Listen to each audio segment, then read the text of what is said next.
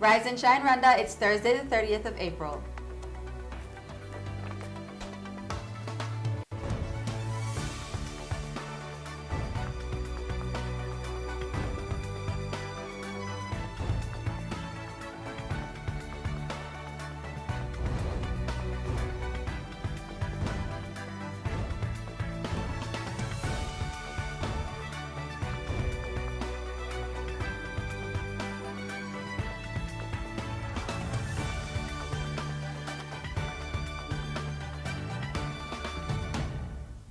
Coming up on today's Rise and Shine Rwanda, we found out that when it comes to accountability, the government is not only talking the talk.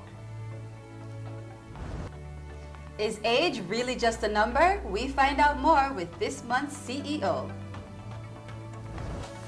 And we share the weekly cult classic to check out over the long weekend in today's movie review. Good morning, it's just after 7 o'clock in the morning and you're watching Rise and Shine Rwanda with me, Regis Isheja. And me, Makeda Mahario. Over the next hour, we'll be bringing you the latest news, business, and sports headlines from here in Rwanda and around the world. And of course, the Rise and Shine team are here with us in studio. Fidelis, what do you have going on in the world of business today? Well, it is the end of the month, so I have something special planned for you, and it's Meet the CEO time. Very, very interesting. You're going to want to watch this one. I love Meet the Really CEO. Same here. All right, and Arnold, what about in the world of sports? It's a big weekend. Yeah, Floyd man. Mayweather vs Manny It's Pacquiao. here. The big one is here. No other sports. Floyd Mayweather, Manny I Pacquiao. cannot That's wait what to we are hear talking that. about. You know, Right. finally something that I'm actually Even I excited want about. to Are watch. you gonna I know. check it out? Oh, I'm gonna watch You know it's it. at 3 a.m., right? No, I don't 3 know. a.m. London Okay. time. That's 3 right. a.m. Yeah. 3 a.m. I'll be there. We're up every morning anyway because All of the show, so it's all good. All right, well, all that and more is still to come, but first, Rise and Shine story of the day.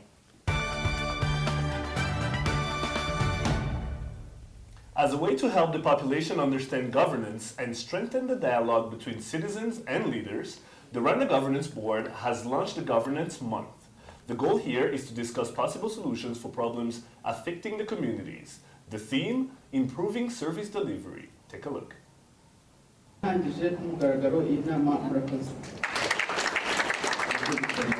No services zitangirwa ni naho ubasha kuba ijambo benshi. The theme is Better Service Delivery, an epicenter for good governance and development, as the biannual governance initiative puts an emphasis on customer care and improving service delivery. This is an opportunity for leaders and citizens to sit together and share ideas on how to solve the different problems affecting their community's welfare. ni ukwezi ubuyobozi bwegera abaturage bagafatanya kumenya ibibazo byabo, ibibazo by'abaturage, kandi abaturage n'ubuyobozi bagafatanya kubishakira umuti. Biba bimaze kuba umuco w'abayobozi n'abaturage gufatanya kwikemurira ibibazo bitarinze gutegereza inzego nkuru z'igihugu. Ibyo byose bikaba bigaragaza intera imiyoborere myiza imaze kugeraho mu gihugu cyacu, aho umuturage yumva uruhare rwe bimukorerwa akwiye kugira kandi akanasobanukirwa nawe inshingano ze. Throughout the month, leaders from both local and central government held discussions with communities in gatherings called governance clinics.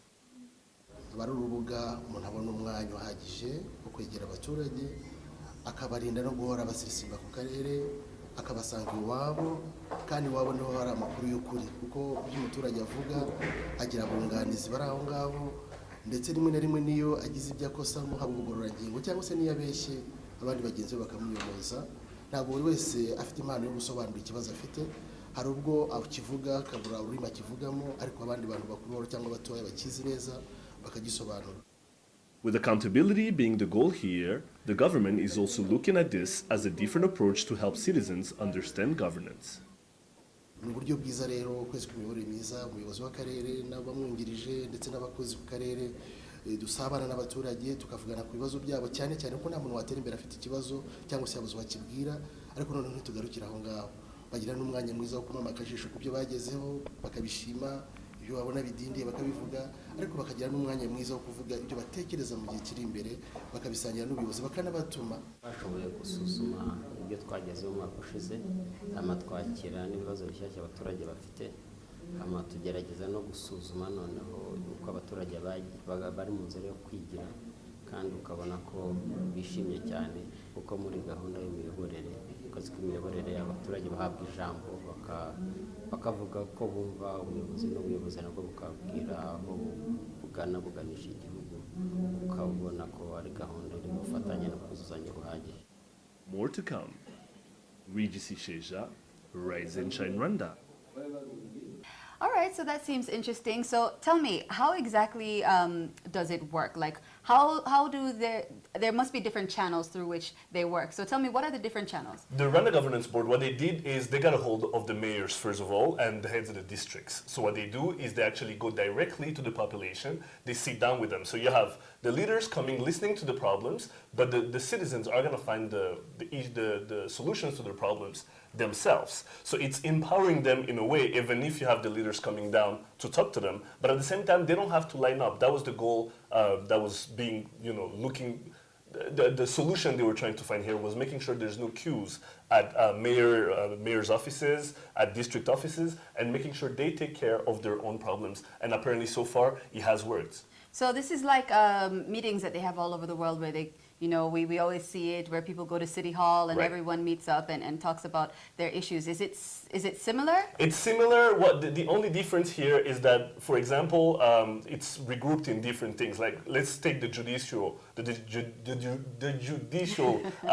approach. We remember what happened with the Gacaca tribunals that had to take place while they were judging those that perpetrated the genocide. Well, in this case, if it happens that you were tried wrongly, your own neighbors will make sure that the case is reversed, and then there's another, you tried once again and then you're found not guilty, which is what should have happened the first time. So what they're doing here is making sure that the population is judging, they're judging each other. The citizens are judging each other. So far it's working. The numbers that Professor Siaka, who's the head of RGB, who's the one we have on the screen right now, was talking about at the conference yesterday, was that it looks as if the population understands that they have to take matters in their own hands. They understand that it's by them doing their own things that things are going to go forward, and not always waiting for authorities to come down from Kigali or other cities like Huye So and Musanze. it's along the same vein as like as what Gacaca used to be, as Abunzi and different things like that. Channeled through different things. They're doing it through sports, they're doing it through poems, they're doing it through different kind of arts, music, for example. So is Abunzi part of this as well? It's not. It's just another way of looking at it. It's not part of Governance Month. Governance Month is solely the mayor's offices, and the district offices coming down to the populations, but they're emulating those success stories like Gacaca, like Abunzi. So when you were doing this story, did you hear about maybe what is some of the most common problems that come up during these? Well, for example, right now what they were saying was that they're going through other phases. For example, with the Burundian crisis that's happening, those living in the southern province of Rwanda are having to shelter, a lot of them. They're not all going to camps. And what's happening is they had to get together among themselves and find a solution for that, then take the solution up to the district, which Professor Saka was saying is very brave and shows what our population has been able to do and how greatly they've been empowered so far. So what's the plan for the rest of the... What they're doing from now on, like I said, it's twice a month. You had this for the month of March, so this was basically a gathering of the mayors, of the district officers, and of the Twice population. a month or twice a year? Twice a year. Twice a year. So this was the March one that, they held a meeting yesterday, but it was for the March one. So they picked 2 months each year, and they were just looking at the results of the past governance month, and then looking forward to the next one and seeing what can be done differently, but also how much more they can empower the population.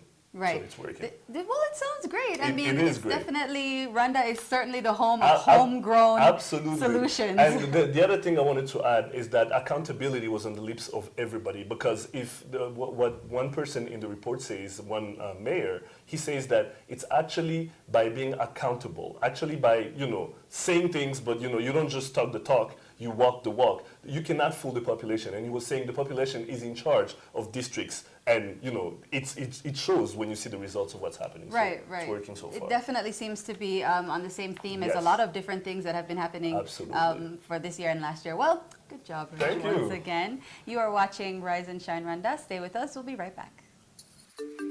Here is to traveling and saving. Starting 1st of April to the 1st of June, travel with Rwanda and take advantage of our reduced fares and enjoy our world-class services in great comfort and safety.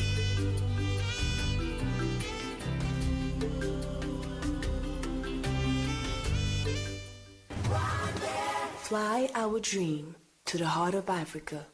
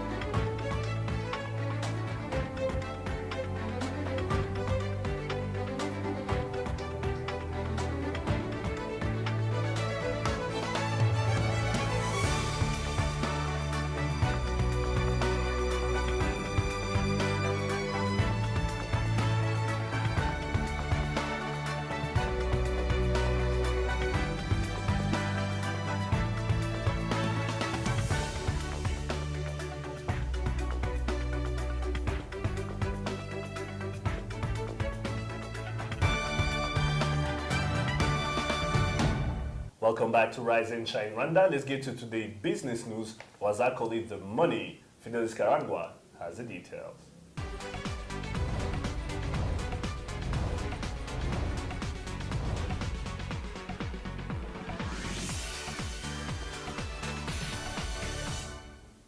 Business stories making headlines today. Rwanda's efforts to enhance urban development have been boosted following the signing of an agreement between Rwanda and the Kingdom of Morocco. Officials said this partnership will go a long way in contributing to sustainable housing and urbanization, as well as strengthening cooperation and collaboration in areas of housing and improvement of basic services in Rwanda. The two countries also share experiences on best practices on matters of housing and urbanization and legal and regulatory frameworks for purposes of resource mobilization and implementation of urbanization strategies. Zambia's ambassador to Rwanda, Judith Kapinjimpanga, says the launch of direct flights from Rwanda to Lusaka by Rwanda will enhance trade relations and future investment opportunities between the two countries. This was mentioned during the official launch of Rwanda's direct flights to Lusaka, where she mentioned that Zambia is open for investment opportunities in the region and that this will bring about economic development and contribute significantly to the gross development product. It's expected that this will also help Rwanda by enhancing tourism and trade activities in the country. Now it's end of the month once again, and what's better way to end the month than to share inspiring life stories of some very successful people that we hope will give you the boost you need to push through the next coming month. Well, in today's Meet the CEO segment, we meet one of Rwanda's youngest CEOs to learn what it took him to reach such a major milestone. Take a look. My name is Konde Bujingo. I just turned 37 years old and I've been in Rwanda for almost 6 years. Born in Uganda, lived in Uganda, studied in India, went to the UK for studies as well, further studies in the UK, worked in the UK for about 10 years while studying at the same time. And then in 2009 I decided to move home and come and contribute to my country.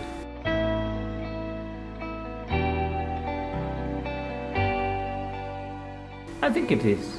It definitely is. I think age is not a question, but it's more to do with, what have you so far done that has given you plenty of challenge and basically in that light led you to experience a lot of things that have then given you the opportunity that you're in.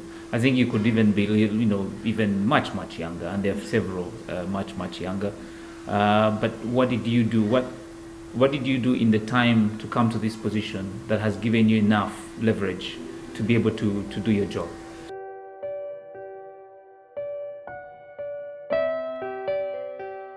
There's an importance about being strict about time management. Time management is so important, and being efficient is so important. And there are principles in life that you cannot just overlook. So you have to be so conscious of time to achieve a lot in a very short space of time, but achieve a lot meaningfully. Don't just do a lot when you leave the table and you can't remember what you just did. You have to also be principled in life. If you take a position, be consistent, and don't overlook anything in whatever you do, whatever job it is, whoever you work with. It doesn't matter whether it's a cleaner or anything like that. Please don't overlook them. Be part of them. Don't be above them. The other key thing is to be a leader. I mean, to be a leader, you have to lead the people, be part of the people and lead them. Don't direct them. If you have to direct in your job for sure, but at least in your direction should seem you're directing people where they see they lost direction, not directing them in something they know very well what to do. You then work with them to see how you can actually reach your goals as a team while you lead them through. Or in other ways, when you're a leader, which is so important, is you can actually let people lead you as well in whatever you do. People that you work with, you have a team, and that team needs leadership in different ways. So the leadership could also be that you sit back, watch them do their thing. Watch them pull off their jobs. They're experts in finance, they're the experts in this. Let them lead you into what you'd like to reach in that particular issue. And be there and give them, the hands up and shake their hand and say, well done. I mean, that's it. This is also very important in being a leader.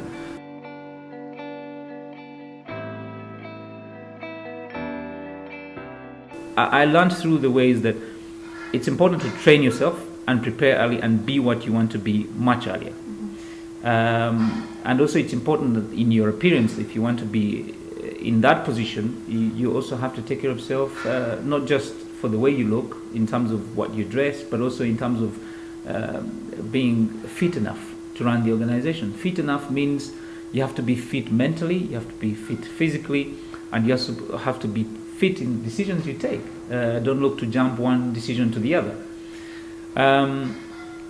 Some of the other things that are so important, I think you have to be very organized. You have to be very organized, and you have to be also consistent in that organization. Family. I think I wouldn't be here if it wasn't for my family. Family starting from the people who looked after me when I was young, going through the people who gave me support until the time when I got married, met my wife. Then she becomes the rock of the family, the rock of your drive. She has to push you. If she doesn't understand what you want to do and help you through to what you want to do and also guide you through what you want to do, I think it's a massive challenge. You have to be on the same page.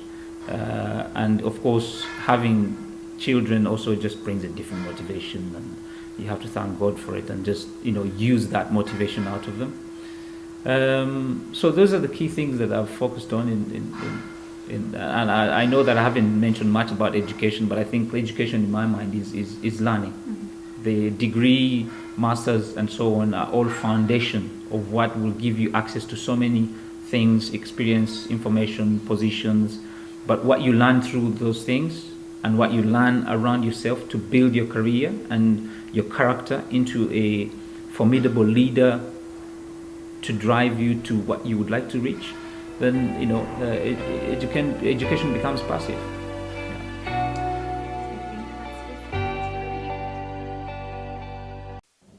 So before we go on to sports, I just want to know, what did you learn personally from him?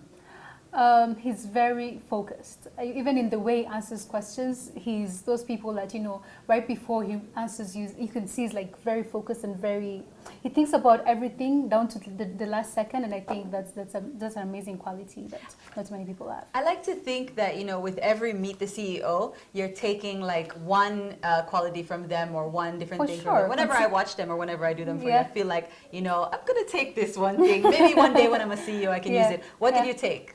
I think mine would have to be the fact that you should always, no matter what position you hold in any company, in whatever you do, you should always be able to relate to your workers. I think that was very nice. Because even at the office when I went to interview, you could see he's very friendly with the people that he works with. He's very down to earth, and not too many bosses are like that. Some people prefer to sit in their office and be, you know, treated like bosses, but it's always good to mingle with your workers, because then they get to relate to you and you can work better with them. And I think that's You an keep amazing doing thing. this, meet the CEOs. You'll end up being a CEO. I am. I'm in no determined time. to. So It's a you good don't worry about it. leadership tip. Good Thank you, leadership guys. tip. Thank you, guys. right. Well, you're up to date today's business headlines. Post news coming up next in just a minute with Ono Quizera.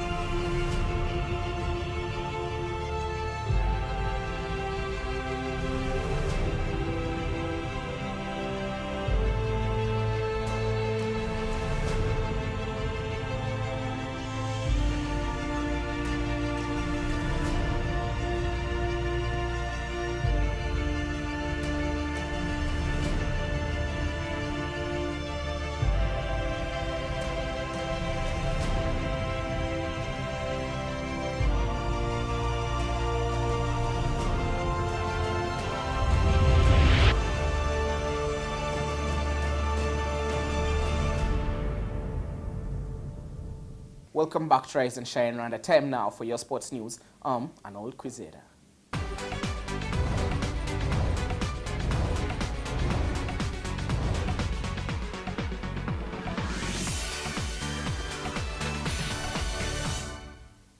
The Minister of Sports and Culture, Julian Uwachu, is set to hand over the African Cycling Center to the Rwanda Cycling Federation, known as Ferasi, in a few days' time.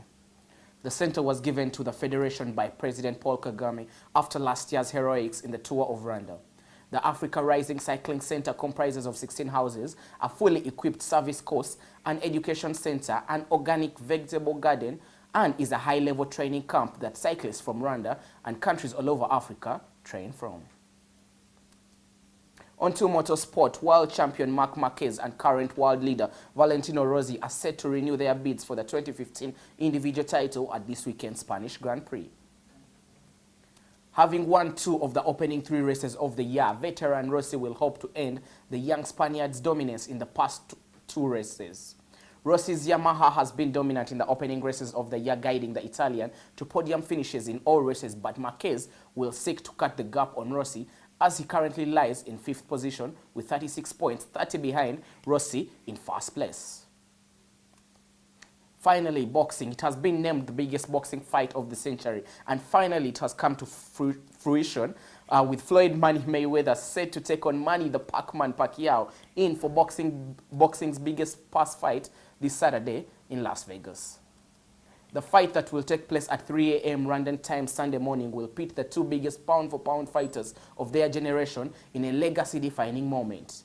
Tickets for the fight sold out in less than a minute, with Mayweather and Pacquiao guaranteed $120 and $80 million respectively for the fight. Joining me in studio is our boxing analyst, Moses Gahigi. Welcome back to Rise and Shine, Moses. Thank you for having me. Welcome. So I've been called because apparently there's a fight about to happen here on set. The Money team, Floyd Mayweather fan, Yes. Manny Pacquiao fan. I'm going to take him to school, not only today, but even Sunday morning. on Saturday. There's a saying that you can't hit what you can't see, so... Wow. Okay. I'm the money man. Let's be gentlemen here. Let's be gentlemen. Let me take it from there. You can't hit what you can. Manny Pacquiao is the fastest boxer in the world right now. So who want to be seen? And Floyd Mayweather is a defensive wizard. You can't hit... All right, guys. Let's approach this with facts first of all. Right. So, Floyd Mayweather, Yes. champion, Yeah. never lost, Yes. 47 fights, 47 wins, Yeah. which is the record he's been carrying to this point. Now, Yes. this is a fight everybody's been waiting on. Let me correct you. 47 darking fights. No. His fights. Now, Let's be objective. since 2009, everybody has been waiting for this bout to go down, Yes. especially since the heavyweight category is not as interesting as it once was. Yes. So the middleweight is where it's actually happening. Yes. Now, on your side, Manny Pacquiao, 50 57 fights, 52 52 wins, wins. five losses, 3 by knockouts. Knockout. Right. So in this case, everybody's eyes gonna be on Las Vegas this Saturday. Sunday morning Why for do you us. think he should be scared for his money team? He should really be scared for his body team. 1, 56 fights for a 36-year-old fighter. Floyd Mayweather is 38 years old and has only 47 fights. What does that tell you about Floyd Mayweather? He ducks his opponents, takes them on when they are their worst. Mayweather for the past years has been picking on Pacquiao's disposals. After Pacquiao takes on the Ricky Hattons of this world, the Miguel Cottos, Floyd Mayweather then comes and picks on the squibbles when they're not at their best. Yeah, if Floyd Mayweather took on one Manuel Marquez a few years back, not when Marquez is a nobody, you know, Floyd Mayweather has been ducking Pacquiao for 6 years. Now, to his point, to Arnold's point, that's a point that has been brought back time and time again. I mean, this is a category that knew Oscar de la Hoya, Roy Jones Jr., we can go on, Prince Nassim. Yeah. A lot of people have been saying, yes, Mayweather's record is unblemished, but he's been ducking this fight, saying Pacquiao has to go through a drugging test, first of all. What do you think has really been happening? Yeah, actually, just to correct my friend, first of all, Manny Pacquiao fought Ricky Hatton after Floyd Mayweather knocked him out. Manny Pacquiao fought Oscar de la Hoya after being beaten by Floyd Mayweather. So it's the other way around. Manny Pacquiao has been fighting Floyd's leftovers, if you can look back in the records, because I've been looking at this for a long time. So going back to the fight, I think Manny Pacquiao really brings a lot to the table. He has really done a lot. He has knocked out people far bigger than him. He comes with combination punching. He's really fast. He has good stamina. He has good legs. He moves around. He comes in and out. He's really awkward. He punches from awkward angles. Now this is what got everybody excited. It's not just that it's the biggest fight, some are saying, of the century, but it's also the fact that it's two different styles. I mean, it's defensive and offensive. Exactly. Reminds me of the Thriller in Manila. I don't know if you guys remember. And versus when we go back to Pacquiao's record, the fighters he has lost to are people who have come out to brawl with him. Floyd Mayweather is not going to come out to brawl with Manny Pacquiao. He's going to sit back. And he's going to be pounded. Regis, if you can break down these two people, I've just said what Manny Pacquiao brings on the table. He's a great. He's a Hall of Famer. But now he's facing, this, like you said, these are two different, not only styles in the ring, but even characters. Personalities. The personalities are strikingly different. But now when you look at the styles, Floyd Mayweather is a defensive wizard. He is unorthodox, but he fights like on a defensive most times. His game is really hinged, is really honed on defense. But he switches from offense to defense spontaneously. You don't even notice it. And he's a king of adjustments. You can't hit, it's not easy to hit him because he doesn't look at your strength. Rather, he doesn't look at your weaknesses like most fighters do. He looks at your strength and neutralizes them. So you can't do anything after he has gotten you off your game. Now you go on plan B, which you didn't prepare for, and he's pounding. So he accumulates points as time goes, and he doesn't beat his opponents into submission. He's not knocking you out necessarily. No, he's not a knockout artist. A quick question for you. You have a lot of knowledge when it comes to this sport. I mean, you remember George Foreman and Muhammad Ali. You remember Sugar Ray Leonard and Marvin Hagler. Now, when you come closer, Mike Tyson, Lennox Lewis. Yes. You know, different styles, an attacker, a defender, and at times, I don't know how this is going to play out, but when you remember that it's a 60-40 deal financially, do you think that it's going to affect one of them more than the other? Because Mayweather knows he's getting more money than Pacquiao, no matter what happens. But it's that one loss in, that losing column that could affect his entire record. Career, what do you think is going to happen? Pacquiao is going to win. That's what's going to first happen. I don't think this fight defines any of their legacies. These are legends. These are going to always be remembered as the greatest pound for pound fighters. But there's an interesting fighter you mentioned within the group, Sugar Ray Leonard. Sugar Ray, on fight number 41, the 41st win for Floyd Mayweather, took on Sugar Ray. Sugar Ray is a southpaw. He's one of only 4 fighters. Who took on who? Sugar Ray versus Floyd Mayweather. No, that was Sugar Shane Mosley. Sorry, Sugar Shane Mosley. Versus fight number 41. Yeah. And that's one of only times that Floyd Mayweather has come to be knocked out. No. He wasn't knocked out. He wasn't even knocked down. I said come close to being knocked down. Knocked out. Down. In the 6th round. It was in the second round. It was in the second round. Hitting him on his left, and Floyd Mayweather started bulging and holding on to what he does best. Another question that's out there is the fact that when you think about the fact that Manny Pacquiao lost to Marquez, a lot of people are saying Mayweather will have never come close to losing to Marquez. What do you say to that? If we look at how these two people, because they've fought common fighters. Floyd Mayweather has fought Marquez, and Marquez has fought Pacquiao 4 times. 4 times. Now, when we look at how they fared with Marquez, both of them, we see Floyd Mayweather totally outclassed Marquez. It's like Marquez was given a boxing lesson. But when we look at how Pacquiao has fared against Marquez, he has really beat. But there are reasons for that. There are 2 reasons for that. And in the first fight, it was a draw, and then they fought, and it was a controversial decision for Pacquiao. It was really highly contested. And finally, in the 4th fight, he was knocked out cold. All right, let's do predictions time. Predictions time. Yeah. How many rounds is it going to go? Who's going to win it? I think we know your answer already on that. Manuel Pacquiao is winning this. How many rounds? 3rd round. Knockout. 3rd round. Knockout. What are you saying? I think Floyd Mayweather is going to press on the attack. We are going to see a more aggressive Floyd Mayweather. Yeah, he's going to be more aggressive than usual. We are going to see the body shots are going to make the difference because he has really mastered this. And we are seeing a late round, like 9th round knockout or technical knockout. Well, for Floyd Mayweather. You guys heard it. Let's just say one thing. This is going to be one for the ages. I cannot wait for Saturday. I can't wait to. And we know one thing. Don King will have wished he would have been on one side on this one. All right, thank you guys. This was great. Let's do this again. Sure. After the fight, come back. The split is going to go down to 50-50 for a rematch by Mayweather. Okay, well, we'll have a part 2. Well, thanks to these gentlemen, and we'll be right back after the break. Thank you.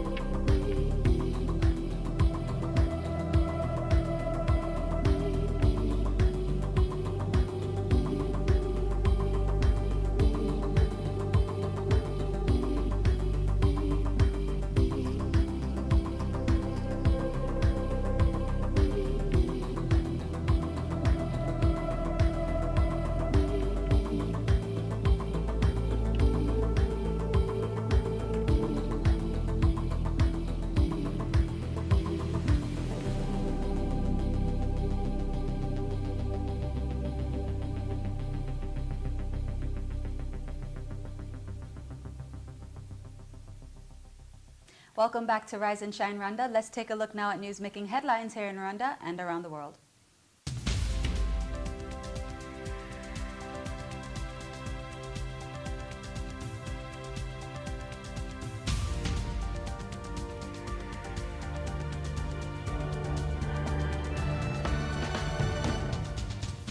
Violence continues in the Burundian capital of Bujumbura as protesters clash with the police and the ruling party's young wing. The latter, Imbonerakure, are accused of persecuting opponents of Pierre Nkurunziza's presidential bid. The ruling party, CNDD FDD, nominated the incumbent president as the flag bearer in the upcoming elections last Saturday, which led to peaceful protests degenerating into violent clashes. Students have appealed to the Rwanda Education Board and the National Identification Agency to work together more efficiently so as to alleviate the registration process. This follows a mix-up in the registration process that has seen a great deal of students camp at REB offices in fear of missing the national exams. The concerns began after names were misspelled on their ID cards and failed to match with exam registration forms. The same problem occurred last year, leading to the withholding of examination results for some students. To avoid the confusion, students are now trying to sort the matter during the ongoing exam registration process. The government of Japan has come to an agreement with the United Nations Children's Fund to provide $1.3 million for refugee children in the country. The money will be used to increase access to basic social services such as child protection, early childhood development, and education, among others. The project will be conducted under the leadership of the government of Rwanda in close coordination with UNHCR and partners.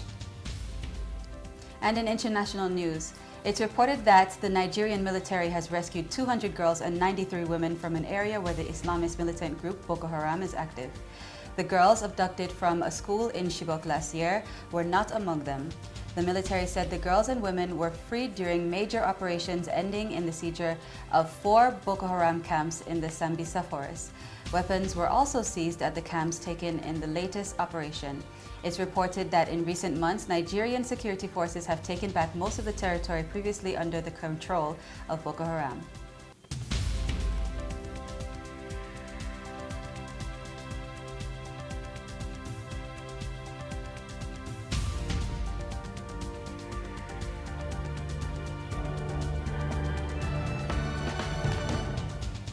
Okay, lots more still to come. Lifestyle is up next. Plus, we take a look at what's hot right now in our daily debate section, Hot Topics. We'll be right back. Here is to traveling and saving. Starting 1st of April to the 1st of June, travel with Rwanda and take advantage of our reduced fares and enjoy our world-class services in great comfort and safety.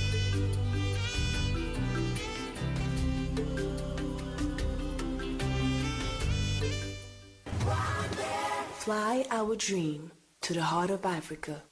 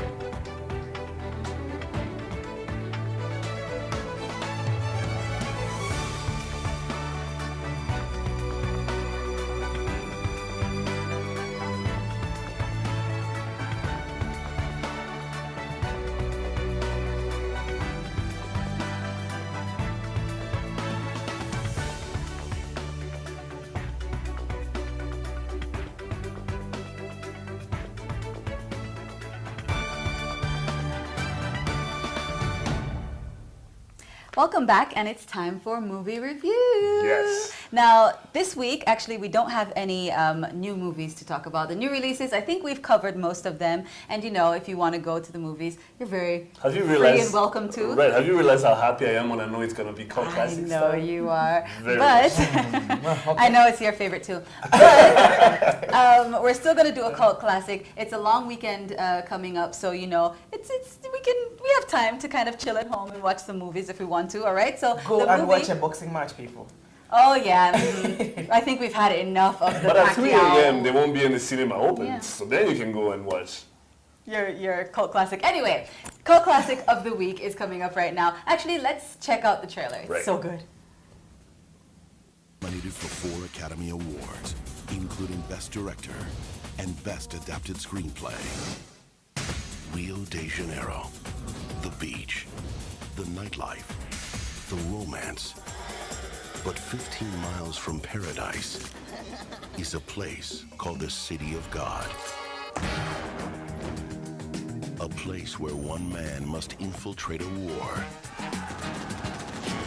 between 2 crime lords to tell a story the world needs to know.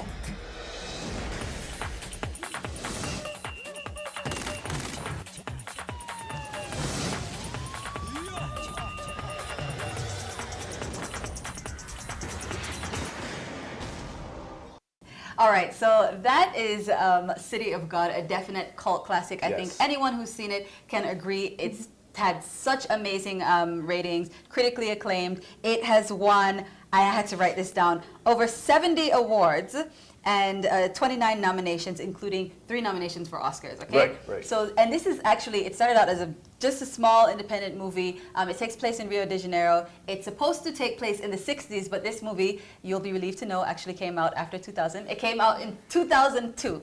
So that's why I want to ask Reggie something about the cult classics. Do you agree this is a cult classic? Yes. We're not going to go into that right now. You're going to He's contradicting himself. Do you look like you like the movie? It looks nice. Okay, thank you. That's all that needs to be known. I had a suggestion early on. I was talking to McKenna and I told her it would be good if we could have like an added camera here that just like takes our facial expressions as the movie's playing, so we can show it to people at home. Every time there's a cult classic, Arnold's face is totally He's like, what the? Well, some of those are grandma. Anyway, so the movie is in, it's actually in Portuguese, but there is, of course, subtitles. And because it's become so big, you can really find subtitles or the movie dubbed over in almost any language. Absolutely. I think it's translated in so many. Can I get it from you? Sure, no problem. But yeah, so if you're looking for a cult classic to watch this weekend at home, it's a definite good one. Now, it's rated R, so it's not a family movie. There is some violence. There's, you know, some adult content in there. So yeah, so maybe you can't watch it, but you know, everyone else can, and it's definitely a good one to check out. If you haven't seen it yet, definitely check it out, all right? Now that we've gone through that, let's get into Hot Topics. Right.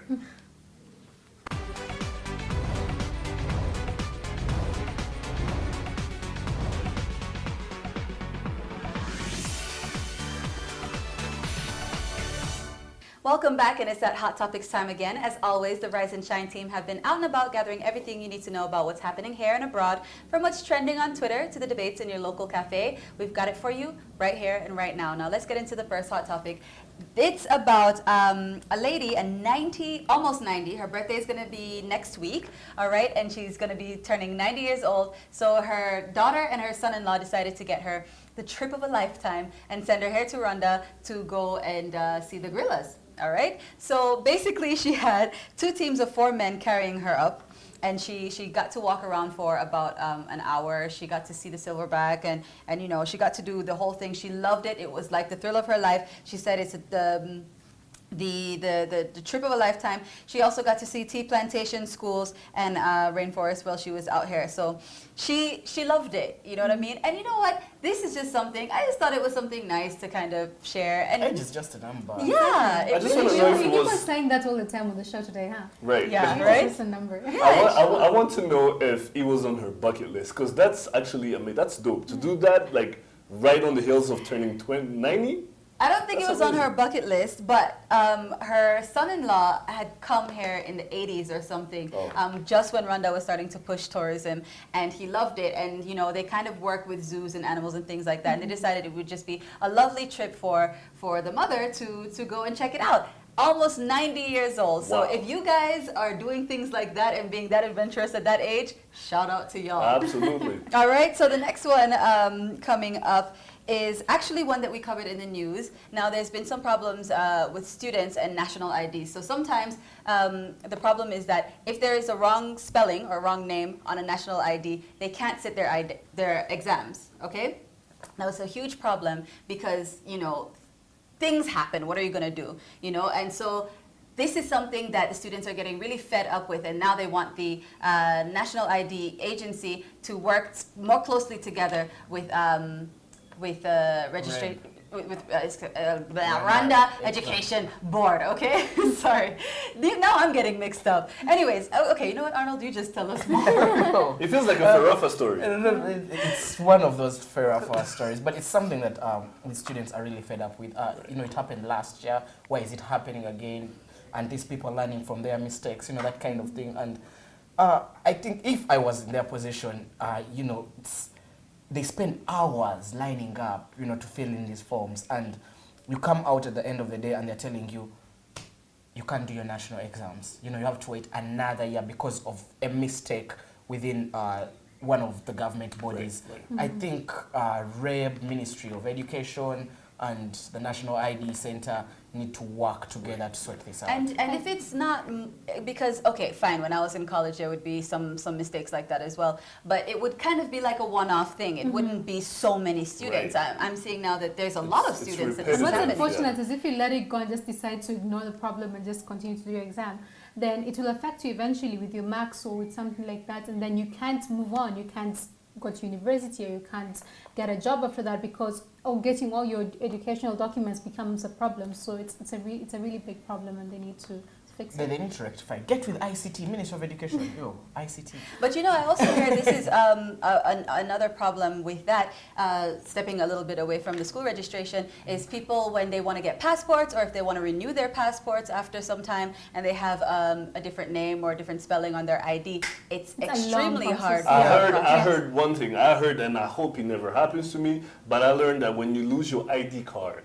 Oh, yes. I've witnessed that personally. And it's one of those you don't want to go through, basically. Oh, yes. But I think with the ID, when you lose your ID, the process has become, it's better now. It takes about 10-15 minutes. But another bit I never get is... No, because you still have to register with the police. It has to be on the radio. Right. It's a long process. They first ask you if you went to RBA. That's the number one thing. After that, yes. To announce if it's lost. If you lose your ID. Yes. Just don't lose it. Do not do it. Keep it somewhere. Hey, I'm on the radio. I know. The switch. Anyway, so the last hot topic that we have, I'll just let you guys run away with it, man. I don't know you. Okay, the NBA has announced that there's going to be the first Why you game acting like you don't like the NBA? on African soil in South Africa. What do you guys think? What do you think? Why are you acting like you don't like the NBA? She will be courtside. This is the thing. If she could go there and sit courtside for that game, there's gonna be Chris Paul, Luol Deng. Luol Deng is gonna be captaining the team. There's a lot of and all these stars. are people that we know, Makeda. Yeah, very much. Look at Fidelis. These are people with. What do they do? What position does Chris Paul? The way he's explaining it, it's as if he expects us to know these Believe people. me, the amount of money but to be serious just a little bit, the amount of attention this is gonna bring to basketball players in Africa, basketball federations in Africa, and the fact that if we have talent here that still hasn't been found, because we know American recruiters come here often to try to find talent in Rwanda and elsewhere in Africa. Now, if they can be somewhere where there's a lot of talent, they can see, firsthand what's happening, maybe it's going to push them to bring it back, and maybe one day, since they've been doing games in London now, they have games in South America. I noticed that that's why it's easier for them to recruit a person like Tony Parker from France. Exactly. So it's in South Africa, but where do you think the next spot would be that they would move to? Because I would even guess about South Africa. I will say Nigeria and West Africa, because those are the countries that have embraced basketball. Angola as Angola well. a lot. Those are the countries that have embraced basketball since we were kids. And they've taken it seriously. They have representatives in the NBA. If you think about Hakeem Olajuwon is from Nigeria. Dikembe Mutombo is an anomaly because he's from Congo and no one else came from Congo. But back in the days, they had Serge Ibaka is from Brazzaville. And when you look at that, I mean, it gives you, there's a possibility of us having great players. Nigerians, there's a legion of them now. I think this year's NBA draft is going to have about 3 kids from Southern Sudan. Right. Yeah, Okay, so we're moving off topic now, but thank you so much for talking I feel about like you couldn't wait for that. That was amazing. Anyways, don't forget that we love to hear your thoughts, comments, and feedback as well on what we're talking about here on Rise and Shine Rwanda. Tweet us at Rise and Shine RW. We're always looking out for you. Like us on Facebook and send ideas for programs or tag us in photos. Check out our Rise and Shine Rwanda YouTube page where you can catch all the shows that we upload daily. Uploads that we upload. Follow us on Instagram, Rise and Shine RW. We're always posting photos. Or check out our Rise and Shine Rwanda website. Well, that's all the time that we have for today, but we'd love to hear your feedback, so do let us know if you have any ideas for the program. You've been watching Rise and Shine Rwanda with me, Makeda Mahario. And me, Regis Isheja, will be here same time, same place tomorrow. Do join us then. But for now, from the both of us, from this great team here, I feel like this was a great show. People, boxing. Watch boxing this weekend. Oh, we don't have a show tomorrow. Come on, man. Well, guys, have a great day. Bye-bye. Bye.